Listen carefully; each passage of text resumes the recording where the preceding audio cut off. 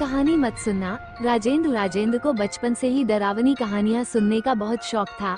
गांव के बुजुर्ग जब भी किसी आत्मा, प्रेत या शापित जगह की कहानी सुनाते तो वो बड़े ध्यान से सुनता, मगर उसकी दादी हमेशा उसे समझाती, बेटा, हर कहानी सुनने लायक नहीं होती। कुछ कहानियाँ ऐसी होती हैं जिन्हें सुनने मात्र से ही उनका असर शुरू हो जाता है। लेकिन राजेंद्र ने इस बात को कभी गंभीरता से नहीं लिया।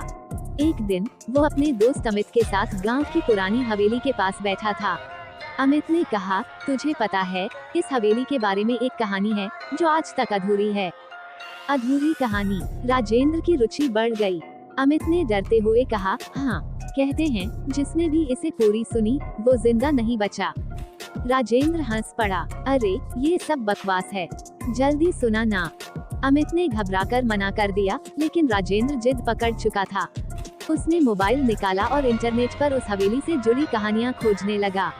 तभी एक पुरानी वेबसाइट पर उसे एक ऑडियो फाइल मिली जिस पर लिखा था, कहानी मत सुनना। राजेंद्र को और उत्सुकता हुई।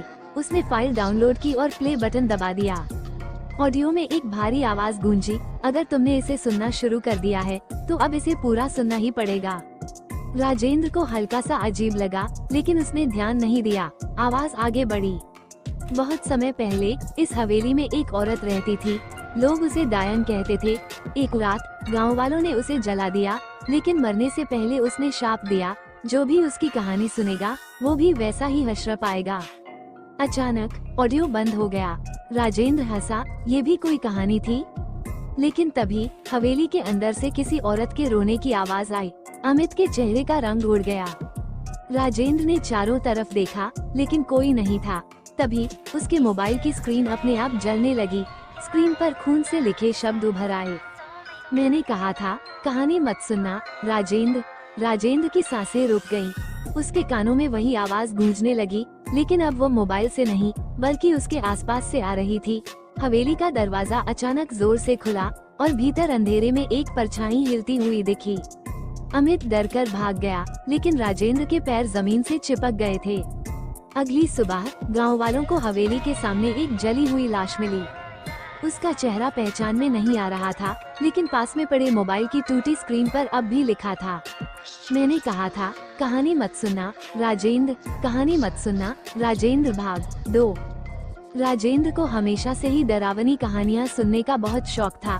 गांव में कोई भी नई भूतिया कहानी होती तो वो सबसे पहले उसे सुनता, मगर उसकी माँ हमेशा कहती, हर कहानी को सुनना जरूरी नहीं होता बेटा, कुछ कहानियाँ सिर्फ सुनने के लिए नहीं बल्कि फंसाने के लिए होती हैं। राजेंद्र हंस देता, उसे ये सब अंधविश्वास लगता था। रहस्यमयी पंडित जी। एक दिन गांव में एक अजीब से पंडित जी आए।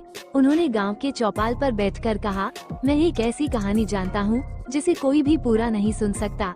जो इसे सुनता है वह गायब हो जाता है। गांव वाले डर गए, मगर राजेंद्र मुस्कुराया।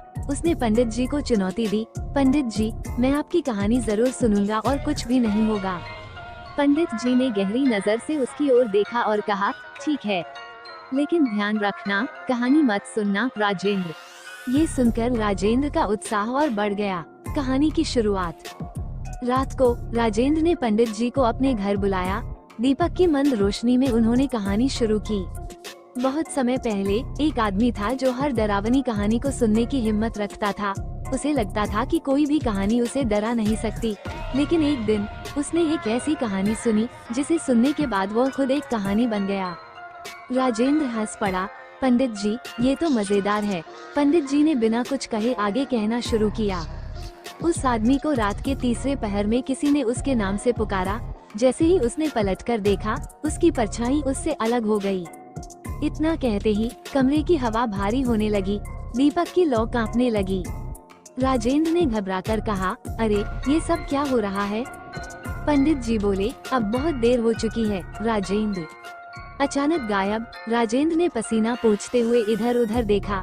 अचानक उसे अपने पीछे किसी की सांसों की आवाज सुनाई दी। धीरे धीरे उसके शरीर का रंग उड़ने लगा। उसकी परछाई दीवार से अलग होकर हिलने लगी।